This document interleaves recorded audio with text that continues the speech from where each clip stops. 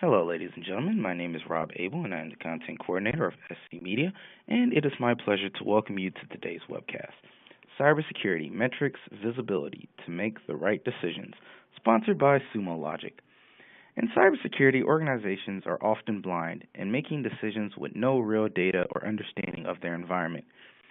How do you even really know if you're making the right decision? Is it just a flick of the wrist, or is it based off of what you had at breakfast? Our speaker, Dr. Eric Cole, who is a cybersecurity expert, will discuss how to be confident not just in making decisions, but also how to make the right decisions with data to back you. He'll also discuss how to win in the cybersecurity decisions that you make using real-time visibility into threats. Dr. Cole will also discuss how to sift through all of the noise of alerts and pinpoint the most pertinent threats. A quick note, there will be a Q&A following the presentation, so we encourage you to type in any questions that you may have in the interface. And welcome, Dr. Cole. We're pleased to have you with us today. But first, we're going to pass it off to Mike Reinhardt from Sumo Logic, who will then bring in Dr. Cole. My name is Mike Reinhardt. I'm the product marketing manager here for our security analytics solution. I'll be joined by Dr. Eric Cole here in a moment, and looking forward to a very insightful webinar from an industry expert that we rely on heavily here at Sumo Logic. Again, if you're not familiar with Sumo Logic, we've been in business a little over eight years now, serving the needs of customers as they go through digital transformation and innovation in their security, the running of applications, development of applications, again, in multiple different environments, from companies that started out as a brick and mortar are moving to the digital world. People like New York Times, New York Life, and those companies that were built in the cloud from day one, such as Twitter, Salesforce, Airbnb. Our customers range from those that are just going on the first stages of their journey, going through the digital transformation, starting with a SaaS type of a platform, things like Office 365 or Salesforce in their environments, usually the first phase. And then many of them are developing digital applications on their premises or in data centers, and then are shifting those to cloud environments to get the ability to take advantage of that elastic, scalable environment. As I mentioned before, the solution provided by Sumo Logic is able to bring context and insights and visibility from a multiple ranges of sources, including, as I mentioned, hybrid cloud, multi-cloud, premises-based environments, SaaS environments, but we're also providing insights into the full application stack, where many of the security solutions today are having issues in providing organizations with the management and intel that they need. So we're going to jump into this session here quickly, but as a housekeeping measure, if you have questions, we do have the ability to take those through the chat window on the website here. So please put those into the website. We'll get those as we can. And without further ado, I'm going to shift this over to our esteemed guest, Dr. Cole. He's an industry-recognized security expert and speaker, 20 years experience in the industry, has an amazing practice with lots of insights and information around compliance and security, especially with the needs that are current today in our environment. He holds an MS in computer science from NYIT, a doctorate from Pace University, and also has an author of several books. Some of them are downloadable on his website as well. And he's an inventor with several patents to his name. So I'll turn it over to Dr. Cole to take us through the rest of the session. Thanks, everybody, for joining. Thank you so much, Mike, and pleasure to be with you today to talk about one of my favorite topics, cybersecurity, and in particular, security metrics. The reason why this topic is so critical is organizations today don't have proper visibility into their security. They don't understand and know what's happening. And one of my phrases I always say is, you can't manage what you can't measure. If you don't know if you're doing good or bad, if you don't know where the exposures and weaknesses are, you can't fix it.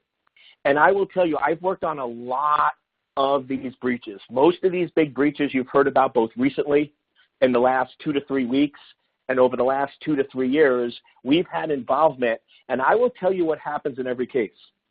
The organization is surprised when we go in and do the incident response and we tell them this server was visible from the internet, it had a missing patch, it had critical data, that either wasn't encrypted or the key was stored plain text on the server, in many cases, they come back and say, wait a second, that server wasn't supposed to be on the internet, or that patch was supposed to be applied X months ago, or what was that data doing on that system? They don't have the proper metrics. They aren't measuring correctly, so they don't know where their weaknesses are. So what I'd like to do in this session is just walk you through how do we measure cybersecurity? How do we start measuring and getting visibility into the threat and the exposure? Then how can we start getting some positive results? What are some expectations you should set with your team? And most importantly, what are some of my favorite, I'll give you 10 of my favorite metrics that I like using with customers. Many of us at some point in our life have gone to school.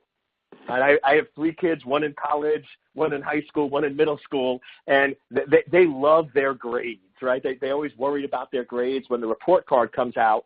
But question, why do we get grades in school? The reason we get grades in school are 2 things. 1, to see how you're doing, and 2, to see where there's weaknesses on areas that you need to improve. And how would you feel if you were taking a college class and every homework assignment you thought you got an A, and every quiz you thought you got an A, and every test you thought you got an A, and then at the end of the semester you get an F? Well, that's how many companies feel. Because I will tell you, most companies don't think they're going to have a breach. These big companies that have been compromised, I don't think they woke up in the morning and said, you know something, we stink. We have terrible security.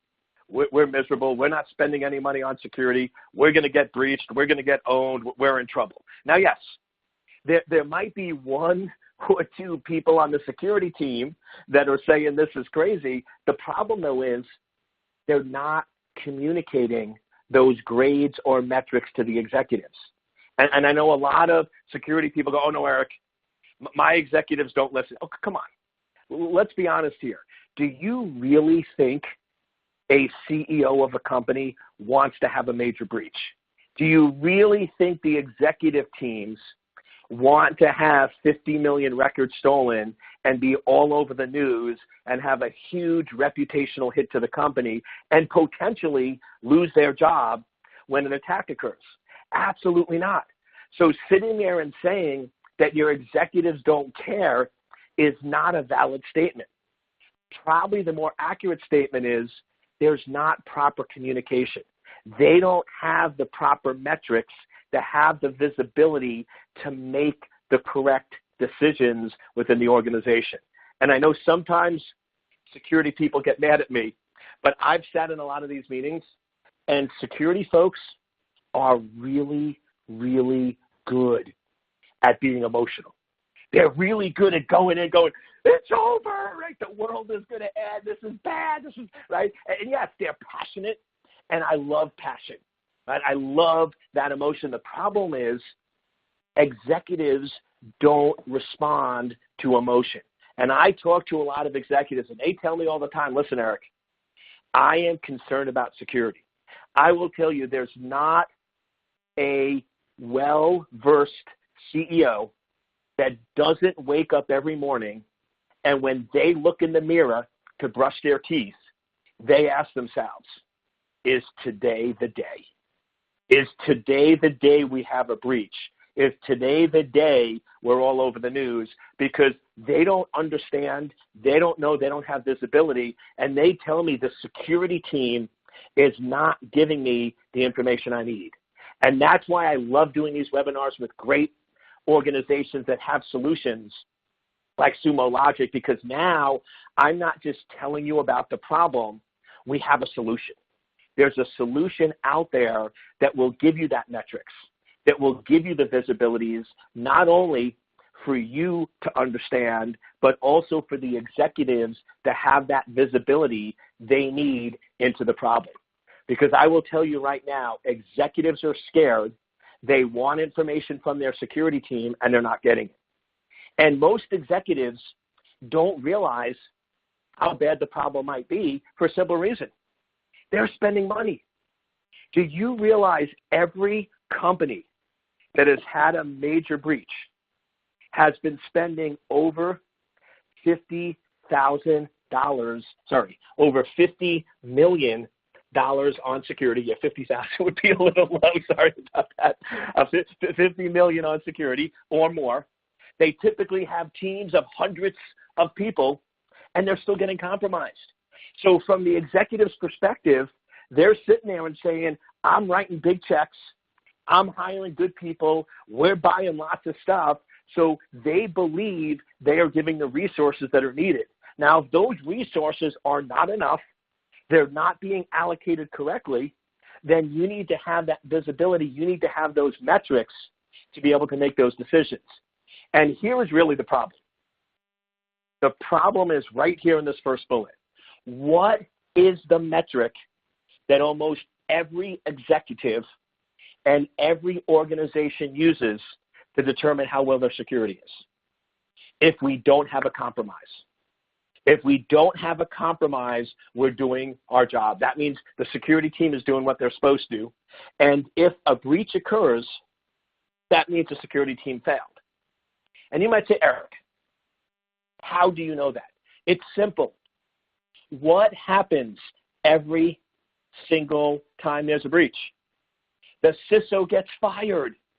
Right? The CISO goes bye-bye, right? Somebody is going to get shot, and it's always the CISO, which tells us that the executive blames them for having a breach because they do not believe it is supposed to happen. And now any of us who have worked in security know that is a terrible, terrible metric because it's going to happen. If something is going to happen and that's your metric, you're basically on a short-term lease with your job. I always joke that CISOs, Chief Information Security Officers today, are a lot like NFL coaches. They're going to get fired and they have a quick turnaround, but they're always going to find a job, right? Somebody will always hire them. So if you're a CISO listening to this, you have one of two options. You can either ignore what I'm saying and recognize that in 6 or 9 or 12 months, you're probably going to get fired. But the good news is, because you're an experienced CISO and there's not a lot of them, you'll actually get hired by somebody else with probably a 10 or 15% raise. So that's the positive. If you want to keep your job, then you probably want to listen in on some of the different metrics that are out there to give that proper visibility. Now, here's something else to keep in mind. Not only is that metric, if we don't have a compromise, that means our security is good, is dangerous for the CISO, but it's also very dangerous for the CEO. If you go back and remember the Target breach, the Target breach was very pivotal for security for many, many reasons, but probably the biggest one was that was the first time in which there was a major breach that the CISO got fired by the board of directors for not overseeing security correctly. And let me give a quick background here. The CEO of Target, before that breach, was an amazing CEO. They were meeting all the targets. They were exceeding all the expectations. Their stocks were rising. I mean, they were doing great. Other than that breach, their record was almost flawless. However, the breach was so devastating that the board of directors thought that the executive should have had better visibility, should have had better metrics, and should have asked better questions. So not only was the CISO fired, but the CEO was fired several months later after that breach. So the good news for security folks is this is an executive level area. They want visibility. They want to understand the risk, and they want effective metrics. But we have to recognize that the metrics we're under today, not having a breach, is a really bad metrics because you're going to have a breach. You're going to be compromised. So here's what I do with my clients. We flip it. Instead of the metric being we're not going to have a breach, what if we flip it and the metric is number of attacks or number of breaches or number of compromises? And let me explain. I was recently over in Saudi Arabia, and I gave a keynote presentation, and my flight wasn't until later in the evening, so I sat around at the conference, and the next group that came up was a panel discussion. And they started off the panel discussion, and the head said, okay, can each of my panelists introduce themselves? And the first person gets up, and they introduce themselves, and then they make a statement. We have not had a single breach or a single attack in 3 years. And he put his hands up like Rocky, and everyone was like, yeah. And he was like, go. Like, and everyone was getting all excited and pumped, and like this was an amazing thing. And then the next person gets up, and they sort of take this deep breath. They sort of put their head down, lose eye contact with the audience, and they're like, I hate to say this, we've had 4 breaches in the last 3 years. And you almost heard this silence, like a few people boo that wanted to like put the person down. And I'm watching this, and I got to be honest with you. This was about the most galactically stupidest thing I've ever seen on the planet. That person who said that they didn't have a breach for 3 years, in my opinion, should be fired for gross negligence. And the person who said we've had 3 or 4 breaches is a hero. Why? You are getting breached. And if you say it's 0, it's not because it's not happening. It's because you have bad metrics. It's because you're not looking in the right spot. So to me, we need to change this culture. We need to change this awareness with executives that attacks and breaches aren't a bad thing. And I'll give you a little bit of the punchline, because one of the things when I give presentations, every 5 to 10 minutes, I want to give you actionable takeaways. So here's the first thing. What if you created a chart that once a week you told your executives the number of attempted attacks against your organization? How many times people are trying to break in and are being stopped? And I will tell you, that is going to be a huge awareness change because executives have no clue. I've talked to executives. I've asked them. I've asked CEOs of big companies, how many times a week are you attacked? And you know what the average answer is? 14. No zeros after it. 1, 4, that's it. And I'll let you in on something really revealing. I asked one of these big CEOs of a $1 billion organization why they said 14. And you know what their response was? They said, Eric, the reason I said 14 is because to me, 14 is insignificant. If it was 20 or more, it would be a significant event, and I would expect my security team to tell me. So because my security team is not telling me what's happening, I'm assuming it's a very low number. And you know something? They're right. Why aren't we telling them? Why aren't we telling them that it's 14,000? Why aren't we telling them it's 140,000? We need to give those metrics and visibility to the executives so they are more aware and they are making better decisions within their organization. And I'll tell you, for almost everyone on this call, the number is probably 20, 30, 40,000 attempted attacks. Now, you might be going, but Eric, I don't have that data. Yes, you do. What is another word for an attempted attack? Dropped packets in your firewall. Every time your firewall drops a packet, that is essentially an attempted attack. Because if it wasn't, you would have allowed it through. So just run a report of the number of drop packets in your firewall, and boom, you got a good estimate. Now remember, don't overthink this. One of the things I love working in cybersecurity is we have really smart people. The problem with really smart people is they want to overthink and argue everything. So yes, is a drop packet identical to an attempted attack? Not identical, because one attack could have 10 or 15 packets to it, but guess what? It's a close enough number, it's accurate enough, and it gets the point across. So don't try to overthink these problems. Go in and start verifying and validating that information. So I go in and I said, where would we get the numbers from? Exactly, just go to your firewall and just run a report.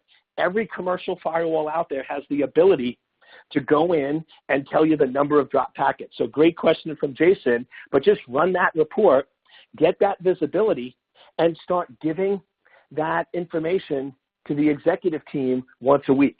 And I will tell you, after a few weeks, you'll start to see a change. They're going to start to ask you more questions. They'll start to engage. They're going to start to make different decisions because guess what?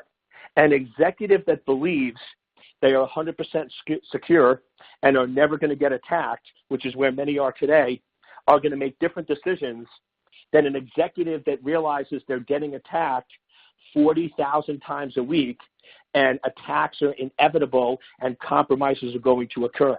They are going to think and act differently, but you have to give them that information.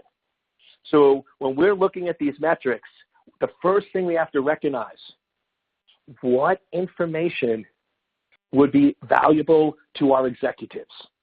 Because I'll tell you, a lot of metrics that security teams have are not very valuable, are not very useful.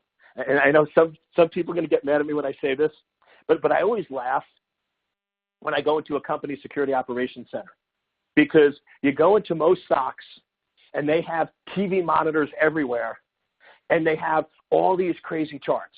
Like usually the big TV in the middle has a map of the globe with all these crazy lines going back and forth on it. And I don't know who came up with that a security operations center must have a map of the world, right, with crazy lines going all over the place. But I go and ask the engineers, well, what is that telling you? What is that information being used for to make decisions? And you know what the response I usually get 9 times out of 9? Oh, it looks cool. It looks impressive. It gets people's attention when they walk by that there's a lot of things going on the internet. Useless metric. If it's not helping to drive your business, then it's not valuable. And the problem with most of those monitors in Security Operations Center is they are very complex metrics that nobody understands. Right? It goes back to that old thing of put on a lot of blinky lights to impress your execs, but it's not valuable. Keep the metrics simple. The metrics should be simple enough that if you give them to your executive team, they can understand them in 5 seconds. And they should be simple enough that they provide valuable information to you and your organization. Things like number of attempted attacks. Things like how long does it take to detect a compromise within your organization. And then we start getting into some of the root cause. Why is it that many breaches occur? It's because patches are not applied in a timely manner. Yes, if we go back 10 years ago, most companies were patched up to date, and you remember most of the attacks were zero-day exploits. They were unpublished 0 days, so even if you had a fully patched, up-to-date system, you still got compromised. Fortunately or unfortunately, today, almost every single attack is a missing patch. Attackers aren't using 0 days because they don't need to. We're not patching our systems and we're not keeping them up to date. So instead of a crazy map of the world with lines going all over the place, what if on that monitor you had a list of every server visible from the internet that was missing a critical patch for more than 45 days? So any system that has a critical or high patch, that's the patch been released and it hasn't been applied in 45 days and the server is visible from the internet, those should be up on the monitor. That's what we should be displaying. Because guess what? That is by far one of the main ways organizations are breaking in to companies today. It's because we're missing patches. Another one, why is critical sensitive information on internet-facing systems? So once again, any public IP address that has critical customer information, critical data to the organization that is not public, that should be up on a monitor. Those IP addresses should be listed because that's what the attackers are going after. So we need to change our metrics to better align with how the attackers are breaking in and how they're compromising our organizations. So a couple of little tricks, having built out security dashboards, and that's really where we're going here. That's, to me, really one of the huge benefits of the Sumo Logic software is it will let you build that security dashboard. It will give you that visibility so you can quickly see where problems and issues are. And if we want a simple example of this, look at a car. Your car dashboard is meant to give you information. Are you running out of gas? Is the engine overheating? Are you going too fast, right, based on the roads? That whole dashboard is meant to be organized in a simple, effective way to give you that visibility to let you know if there's a problem or an issue. And if you want a more complex example, you look at an airplane, right, with all the information in that cockpit. That information is meant to give the pilots easy information so they can keep the plane in the air and keep flying safe. Where's your security dashboard? Is your security dashboard giving you the information you need to make those decisions, and also those higher level metrics for the executives to have that proper visibility? So first one, are the metrics meaningful? Do they provide value? And you can do this exercise. We do this with clients. Many of our clients don't have very good metrics, but the ones that do, I'll sit there and ask them a simple question. What does this metric mean? What information are you gaining from this? And two things to keep in mind when you ask yourself those questions. If you can't answer it within 5 seconds, or you can't answer it within 1 sentence, it's probably not a good metric. It's probably not a helpful metric to the organization. Also, are the metrics reproducible and comparable? Can you compare them across systems? One of the metrics that I see a lot of clients use, and I don't like it because it's not a consistent reproducible metric, is vulnerability scanning data. So I sit in a lot of these meetings where these big companies will put the results of the scanning data. Well, we found 450 high vulnerabilities across Windows systems, and X number against Mac systems, and X number against Linux systems, and we found this, and we found that, and blah, blah, blah. And I'm sitting there going, okay, the number of patches and the number of vulnerabilities inconsistently change over time. So if that's what you're using, you're basically, this month it could be high, next month it could be low, because that information is always changing and not consistent. Now you might say, but Eric, you just mentioned about patching. Yes, but notice the difference. My metric was on remediation, not on the scanning. Big difference. Scanning is only identifying the problem. Remediation is fixing the issue. So I don't want you using or giving your execs vulnerability scanning metrics. I want you giving your execs vulnerability remediation metrics. Remediation metrics are reproducible and consistent. The scanning data is not. So notice just, it's a switch, right? You can't remediate without the scanning, but it's what are you focusing on? And make sure the metrics are manageable.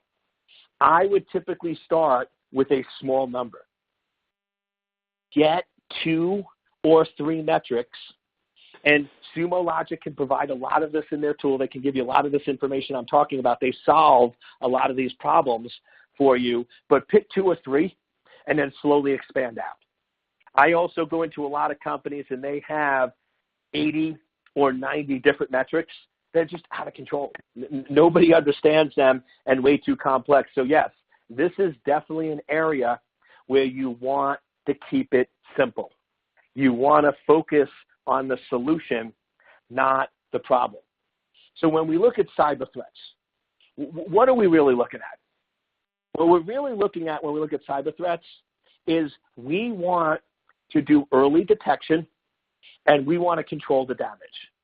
That's really the name of the game in cybersecurity. The name of the game in cybersecurity is not prevention. Prevention is ideal, detection is a must, but remember, you will never be able to prevent all attacks. So sitting there and saying our goal is to be 100% secure is naive, and you're never going to get there. And I know sometimes when I talk with folks and I go 100% security doesn't exist, that they push back. So yes, let's play this for a second. 100% security absolutely exists. If this computer that I'm giving this webinar on, if I wanted to make it 100% secure, what would I do? Well, I was giving this once at a presentation. I asked the audience, and somebody screamed down and said, well, turn it off. And somebody said, but you can turn it back on again. So someone else said, well, turn it off and smash it to pieces with a hammer. And then somebody said, but you can glue the pieces back together, right? We had some really creative people. So I said, okay, what if we turn it off, smash it to pieces, put it in a ditch and fill it with cement, right? And then everyone sort of agreed it's 100% secure. What's the issue with that? The issue with 100% security is there's zero functionality. There's zero value. So the trick you have to remember is anytime you add functionality, anytime you add an application, you're decreasing security. And our systems today are pretty complex. So every application, every additional feature, every additional software component that we're putting on a system is decreasing that security, which means we are very far from 100% secure. However, we have to change our focus. Many companies today are still trying to prevent all attacks, be 100% secure, and that's why they're failing. And the analogy I give is there anyone listening to this webinar that is the perfect specimen of a human, that you are 100% healthy and you honestly believe that you will never, ever get sick? Any takers? No, most of you are probably laughing. If this was a live event, there's always some person that jokingly raises their hand. Oh, yeah. And I always go over to them, and I'm like, give me your phone. And they're like, what are you going to do? I'm like, let's call your significant other, and let's tell them that you just said you're 100% perfect. And when the laughter stops, we'll have the answer. Right? None of us are 100% healthy.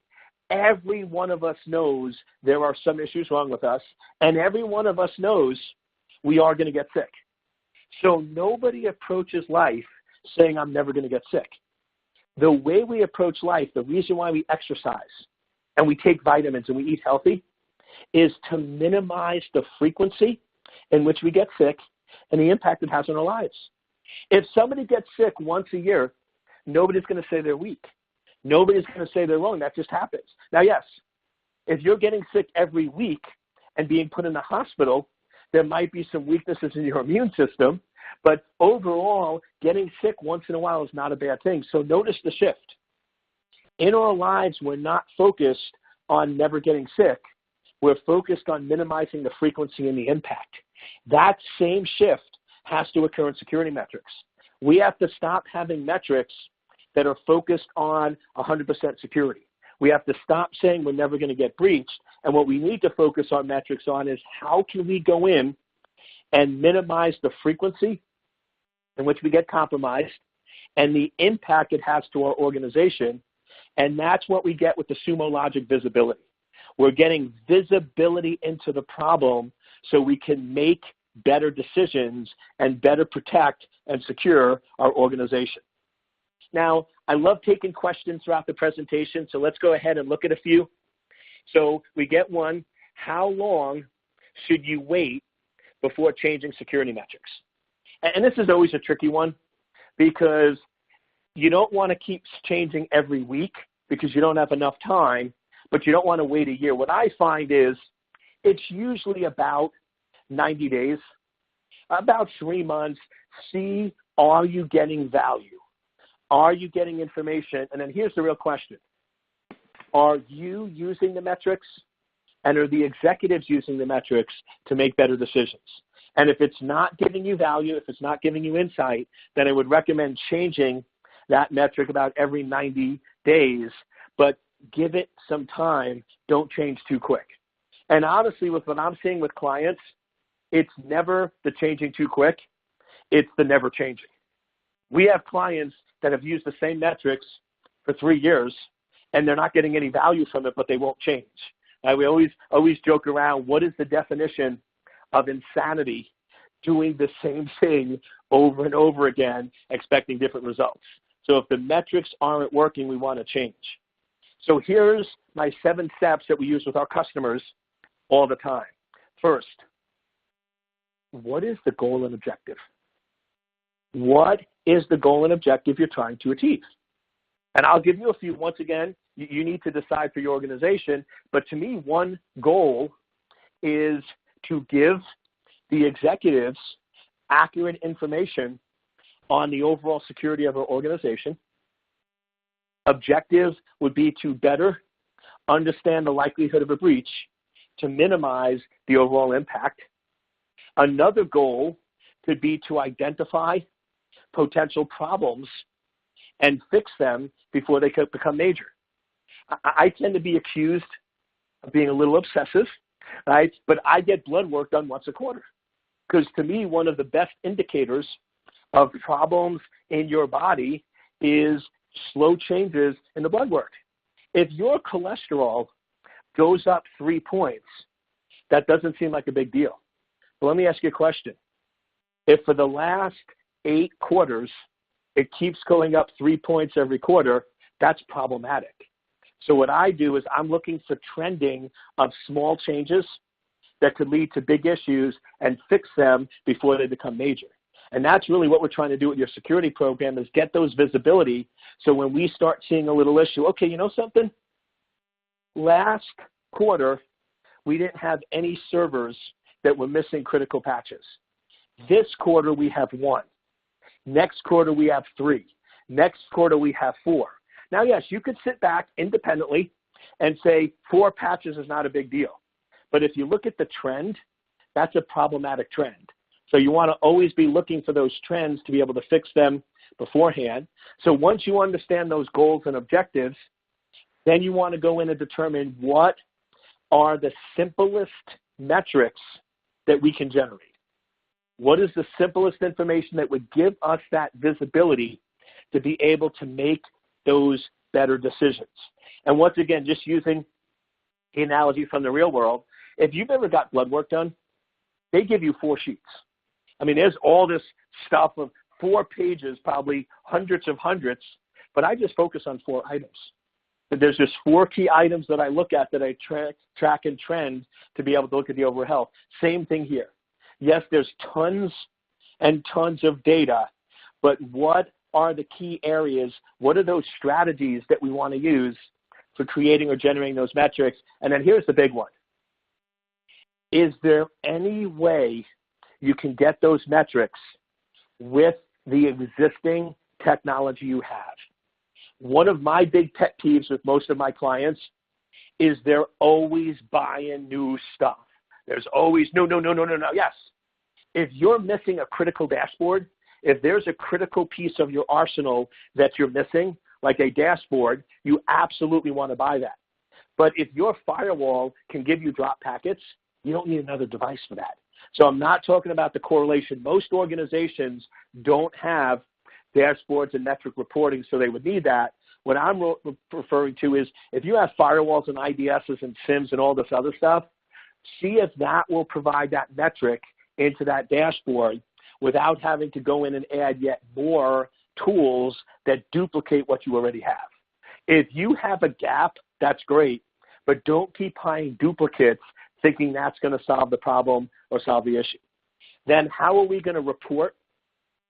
And then most important, what is the action we're going to take when those thresholds exceed? And what we're really getting at here with our metrics is what we call clipping levels. Have you ever wondered how credit cards deal with fraudulent activity? Credit card fraud is out of control. And believe it or not, credit cards are doing a really good job. And you know how they're doing it? With something called clipping levels.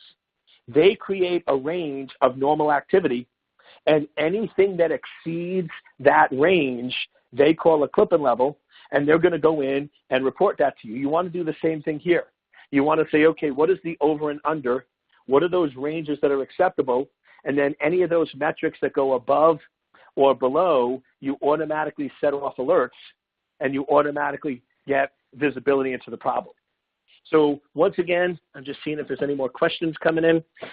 If you do have questions, please type them right in. I'd love to answer those for you. Otherwise, as I start to sort of round out and finish up, we still have about 20 minutes left.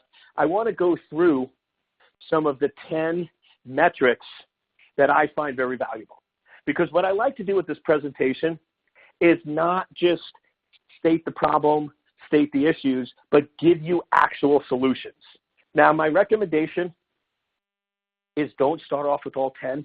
I know many of you are overachievers and want to do all of this at once, but what I really recommend is pick one or maybe two. Pick one or two, start there, but don't pick the metric and try to force it into the problem. Figure out what the problem is. What is the number one problem you have in your organization today? And I would argue, and if it's not correct for you, that's fine, but I would argue with most of my clients, the number one problem they have today is they are not communicating effectively to executives with clear metrics on the overall security of the organization. I believe with most organizations, the executives do not have proper visibility. They do not have proper understanding of the real issues in security. Second big problem I see with most of our clients is the security team doesn't have the visibility to find the exposure points that are being exploited by the adversary. If you look at all these threats that are out there, these are servers visible from the internet, which means there's a finite number. If you look at total servers within an organization, the number that are visible from the internet is fairly small compared to the overall number of servers in their data center. So monitoring and looking at them is not super hard. So first, are there any new systems? Are there any new servers that are visible from the internet that we're not aware of? Then, in all of these breaches, it's not like it's a 0 day. It's not like the patch came out. In many of these cases, the patch was available for 6 months or more, and the company never applied the patch. That means companies don't have that visibility. If you knew there was a critical server that contained key information that would cause reputational damage to the organization, that should have been fixed. Now, if you tell me you had that visibility and ignored it, we have a whole other discussion. But that's not what I'm seeing out there. What I'm seeing today is companies don't have that information. Now, yes, you might argue that that information is buried within hundreds of thousands of other data points. And yes, I agree with that. With most of the incidents we've worked on with these large companies, when we start digging in, some security device on their network did detect the attack. Some device on their network did identify the problem, but the information is they had way too many data points. They had hundreds of thousands of data points or metrics, and their team could only look at 20. So let me ask you a question. If you're generating 20,000 alerts a day and you can only look at 20, what is the probability that you're going to miss the critical ones? Pretty darn high. So what we want to do here is don't have 20,000 metrics, have 20. Or have 2, or have 1. But keep it fairly simple. So first metric that we like setting up with our clients is average time to detect and respond to an attack. So if somebody breaks in to a system, how long does it take you to be able to recognize that and respond? Now, I know what many of you are thinking. Eric, there's no way we can do this. I have a team of 5 people or 6 people, and we have 20,000 servers in our organization. There's no possible way we can track this. And you know something? I agree with you. So I'm going to teach you a word that's very powerful when it comes to security metrics. And that word is this: de-scope the problem. Let me ask you something. Are all 20,000 systems the same criticality? Do all 20,000 systems have the same information? So here's what I would do. Adversaries are targeting systems that are visible from the internet that contain critical data. So I would take your 20,000 systems and say, give me a list of those 20,000 systems that are directly accessible from the internet that contain critical information that are missing patches.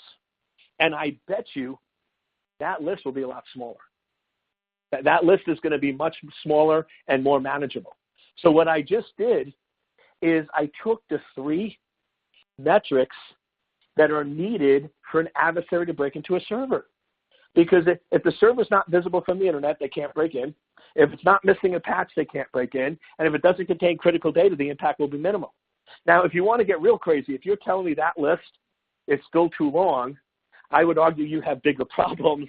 But if you really want to get down to it, there's a 4th piece. Why are the adversaries able to access information when all this information is supposedly encrypted? That's the part the media always misses with these breaches. This data is not just sitting there plain text. It's encrypted. So how is the adversary able to decrypt or break the keys? Answer simple. The key is stored on the server where the data is located.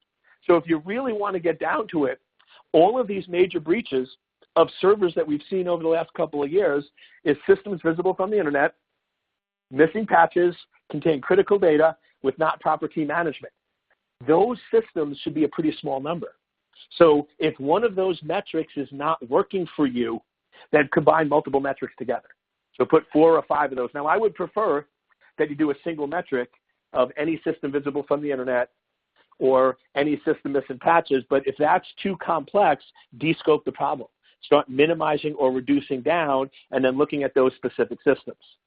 Another one is true positive, false positive. How many alerts are you getting that are actual attacks?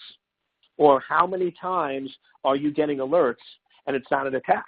What we've seen with one of our clients, and it totally shocked me, 80% of their security operations center was spent on false positives, which meant the fundamental problem is their SIM solution was not properly tuned. They were giving a lot of false results. So instead of hiring more SOC staff, the real solution was better tune your use cases for your SIM to give better, more accurate information or details. And then our third one that I touched on is fixing vulnerabilities. And the good news today is most attacks are known vulnerabilities. So really what we're getting at, which is what's on our next slide, is really patching. And I'll be honest with you. I've been working in security for 30 years. And if 30 years ago, in the 1989, you told me that in 2018, patching was still going to be a problem, that companies were still going to have systems with critical information missing patches for 6 months, I would have said you're crazy. I would have said you're nuts, you're out of control. But unfortunately, here we are.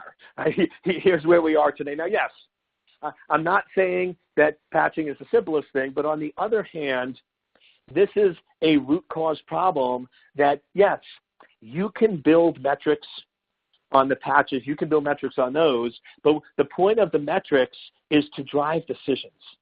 So we had a client of ours for over a year.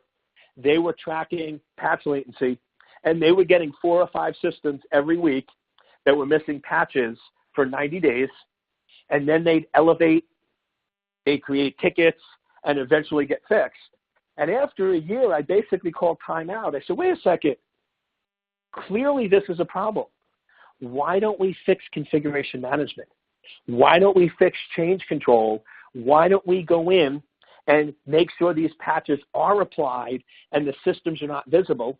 And then once that metric got to 0 for 6 months, we didn't have to track the metric anymore because we fixed the root cause problem. So I also want to bring up here when we talk about metrics is there's some metrics that are just going to be long-term, like attempted attacks. You are never going to stop the adversary. You are never going to get that to zero. There is no root cause for that because it's a threat that you don't control. So if the metrics are threat-based in terms of adversaries causing harm, those are good long-term metrics. Those are metrics that you want to keep on your system. But if the metric, like with patching, is a vulnerability-focused, vulnerabilities are weaknesses in your environment. If everyone could put their phone on silent, that would be great. I'm getting some background noise from some of the folks on the phone here. So if everyone could mute their phone, that would be awesome. And that's the metrics we can track, right? Number of people that mute their phone so we don't get background noise, right? I love it. Always metrics, always problems there. So the point is with patching, that's a vulnerability metric. A vulnerability metric is something you control, which means you should fix those over time. Vulnerability metrics are short-term metrics. Those should eventually be fixed, and you no longer need to track. Threat-based metrics, third-party, things we don't control, those are what you're going to keep over a long time. So your patch latency, that is a vulnerability metric. That should have proper configuration management. You should root cause that and eventually get that one fixed. But track the metric until it's fixed. Incident response, on the other hand, that is threat-based. You're always going to get targeted. You're always going to get attacked. 100% security doesn't exist as long as you have functionality in place. So you want to make sure that you're always tracking the number of incidents and fixing that. Then we have a question from Sherry. How are you seeing a successful tracking of patch latency? What we're seeing there is going in, and like I said, I'm always prioritizing. So I'm going to start, and this depends on your business. If you're like an e-commerce site, I'm going to start with internet-facing servers and looking at patches. If you're more like a defense intelligence agency where you don't have connections, you're dealing with classified information, pharmaceutical companies, things like that, where you're going to rely on an insider, clicking on links, and that's one we'll get to in a minute, right? Your insider threat, clicking on links. Then I would focus on your critical database servers. So I would first de-scope on what is going to be the entry point for an attack. Is it going to be internet-facing or your database? And then I would go in and look at how long is it taking for us to patch? And is that acceptable? If we're taking 30 days to patch critical and that's acceptable, then great. I want to look at anything over 30 days. Then I want to track it for 6 months and see how bad the problem is. If it's one of those things over 6 months, I get one critical patch over 30 days, then okay, maybe somebody just violated our policy, but we're probably in pretty good shape. But if we're getting 3 or 4 critical vulnerabilities over 30 days consistently, then we want to do a short-term remediation. We want to fix those, but then we want to spin off a separate project of root cause. Why are people not following the policy? Why are systems not being patched? What is the fundamental flaw in our current operating procedures, and fix those? So once again, if we look at a logic, when our metrics are flagged, we always want to look at, is this a threat-based where it's going to continue inevitable and we just need to monitor the metric, or is it a vulnerability-based where it's something that we control and we can manage that we need to fix and remediate short-term? Then we're starting to get into a little more of the complex ones as we finish up our top 10. But remember, security should be a business enabler.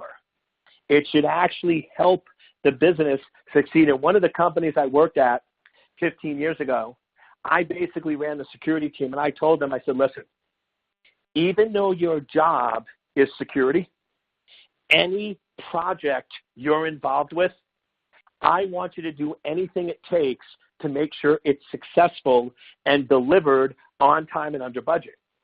So what happened after a year is when the executives would run reports and say, okay, we have some of our projects that were completed on time and under budget. and other projects went way over budget and way over time.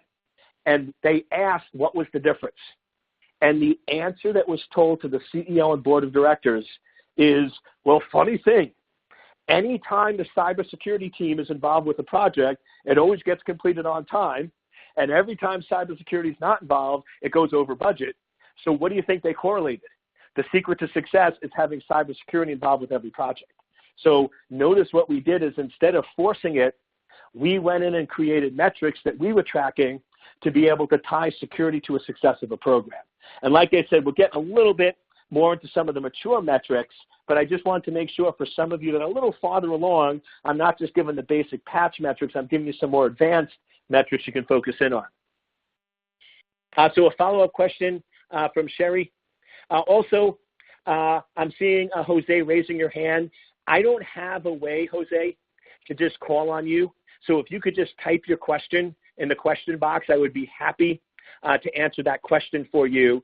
But unfortunately with this webinar, we don't have two-way comms, so I can't open up the mic and have you speak. So if you could just type your question, that would be awesome, because I'd love to answer any of the questions you have. So back to Sherry, do you rely on the patch management tool for reporting patching latency or vulnerability scanners or others? I'm a big fan of validation. So what I would do is I would go in and I would have the patch management tool give me a metric, which is sort of it saying which systems are there. And then I would also correlate that with my vulnerability scanning to see if the numbers align. Now, I'm not saying anybody would intentionally lie or falsify data. Unfortunately, it does happen, but I'm not saying that. Right? What I'm saying is sometimes tools can be misconfigured. And here's the worst thing. Wrong, inaccurate metrics. You actually go in, and this happened in college. I had an older car, and the gas gauge stopped working. And the way I found out was the gas gauge said full, and I ran out of gas. Now, shame on me, because you think I would have noticed that when I was driving the car 50 miles a day, I commuted to college, and after 3 days it stayed on full. That should have been an indicator to me that I had a false metric, but I didn't realize it until I ran out of gas. So we always want to make sure that our metrics are accurate and complete. So I'm a big fan of having multiple verification. So have your vulnerability scanner tell you missing patches, have your patch management tool tell you, have your admin tell you, and then cross-correlate. And if you're getting the same number, great. If you're not getting the same number, then you have a problem. And the trick, and one of the things that Sumo Logic can do for you is automation. You don't have enough time to check 3 different areas to verify and validate. You want to be able to go in and automate this. So you can automate the management of those metrics from different sources so you have a single point of visibility. And remember, what we're really doing here when we talk about security metrics is risk analytics. We're trying to get information about what are the high risk areas to our organization, prioritize and fix those. And one of the other things, if you've ever heard me present before, one of the things I always focus on is whenever you're fixing a problem, make sure it's the highest priority risk. So when you're putting together your security metrics, ask yourself, what is the most critical risk to your organization, and are we focused in on that critical risk? And when you want to look at what metrics are important to your organization, look at some of your historical data. Go back over the last year and say, how many times have we got compromised? And if the answer is 0, ask yourself, how much accuracy do we have in that? Do we really believe that answer? Because the scary part today is because most companies don't have metrics, most companies are compromised for almost 2 years before they realize it. So ask yourself, what is the probability that we might have a compromise and don't even realize it? How well are we doing with internet-facing systems? Do we know where our critical data is located? Are we fixing vulnerabilities in a timely manner? Now, yes, I know some of you listening to this going, Eric, vulnerabilities and patching and risk, that's nothing new. I know it's not, but I'm giving you a way to track it, and that is new. If companies were doing this, we wouldn't see the breaches that are out there today. So just a couple of things to consider as I wrap up. If your current metrics have been in place for more than 6 months, you might want to think about removing them if they're not working correctly. Also, 1 or 2 simple metrics, and my recommendation to you is to start with number of attempted attacks. That's a threat-based metric that's critical to your executives. And then the second metric I would recommend, which is a vulnerability-based, is number of critical servers visible from the internet that are missing patches for over 30 days.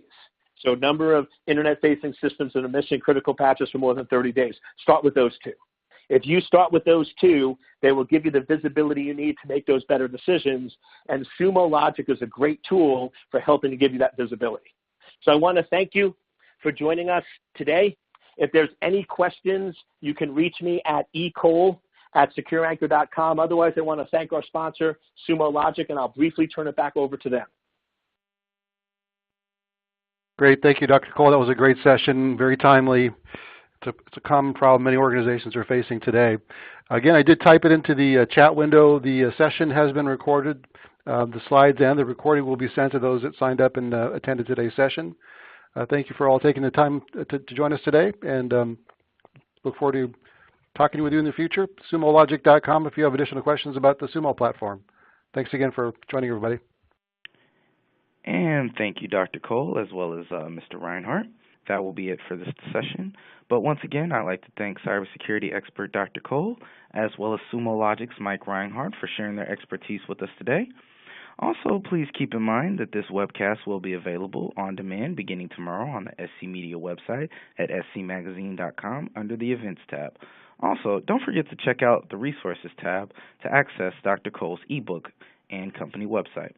Good day, everyone, and remember to stay safe online.